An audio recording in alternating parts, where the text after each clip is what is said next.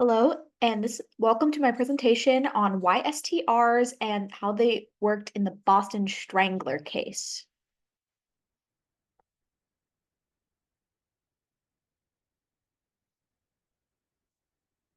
Here we go.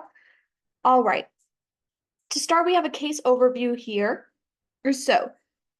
The nature of this case, it took place in January 1964 in Boston, Massachusetts, so a much older case. The crime, though, was a case of rape and murder of the 19-year-old Mary Sullivan, who had just moved there from her home in Cape Cod. The suspected perpetrator was Albert DeSalvo, aka the Boston Strangler. He got this nickname due to a string of about 11 similar rape and murders, and all of the victims were strangled. Now, some other details. He was sentenced to life in prison due to other rape charges, and this is because whenever they brought him to court to charge him for the Boston Strangler cases, he was never technically convicted of the stranglings. He did confess to them, but he later recanted, and so he was never really convicted of them.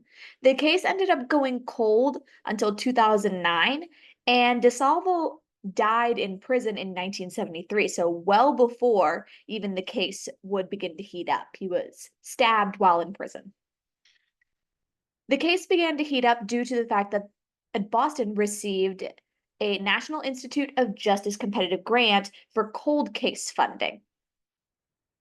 More on this later whenever we get to the true outcome of the case.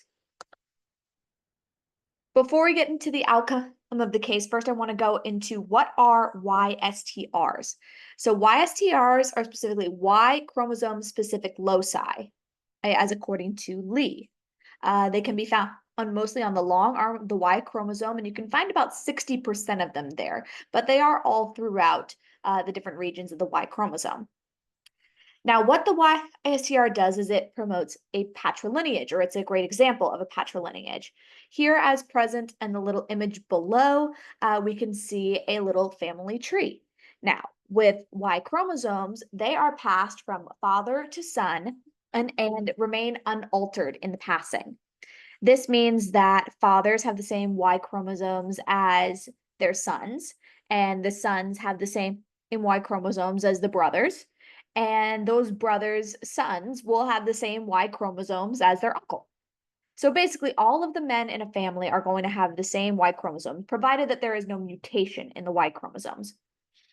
This can be very useful in cases of sexual assault, especially when it comes to isolating small amounts of male DNA in large amounts of female DNA. So we have our Y-STRs, we know what that is, but what's the difference between a Y-STR and an autosomal STR, and is one of them technically better for analysis at least? Y-STRs have a lower discrimination, and STRs are not specific to male or female as according to the National Institute of Justice. This means that STRs technically, it can be more versatile. So they're very good for identifying missing persons, connecting relatives of different genders together. But they might not be as useful for sexual assault cases where it's important to isolate just the male DNA. There are also more STRs for analysis, though, available in the human genome than Y-STRs. And STRs, like I said, it can technically be more versatile due to the fact that there are larger amounts that are available for analysis and the fact that they are not specific to male or females. So why not use regular STRs then when analyzing Albert DeSalvo's DNA?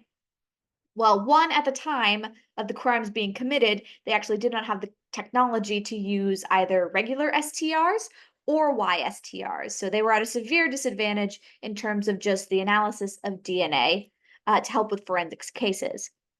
But then besides that, later on, whenever they did have this technology available, they had a suspect in mind. They knew he was male, so that is one of the reasons, but they really only wanted to isolate male DNA. They didn't want any interference from the female DNA of Mary Sullivan or other victims from Albert DeSalvo's cases.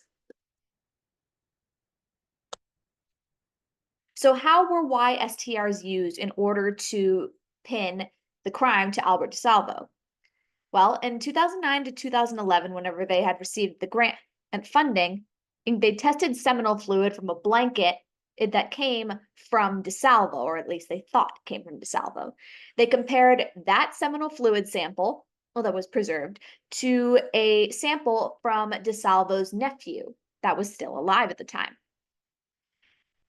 That match, that came back as a match, but while this excluded about 99.9% of the general male population, it still was not specific enough because of the fact that Y chromosomes are the same throughout just a general family lineage.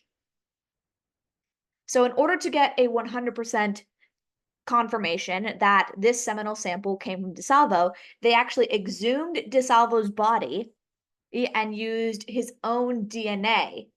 So they took 3 teeth and a sample from his femur bone, ground them up, analyzed them using Y-STR analysis, and compared them to that of the seminal sample as well as his nephew's, was that they initially used, and it came back as a match. This led to the case outcome of, unfortunately, since it came so late from when the initial crime was committed, it didn't necessarily provide any revolutionary benefits to any of the previous victims or their families necessarily, except providing them a peace of mind, at least. It did solve the cold case, which is a big win since that doesn't happen too often. And it also brought recognition to the use of Y-STRs in forensics cases. That's all that I have for my presentation. And on Albert DeSalvo, the Boston Strangler, and Y-STRs. These are my references. Thank you for listening.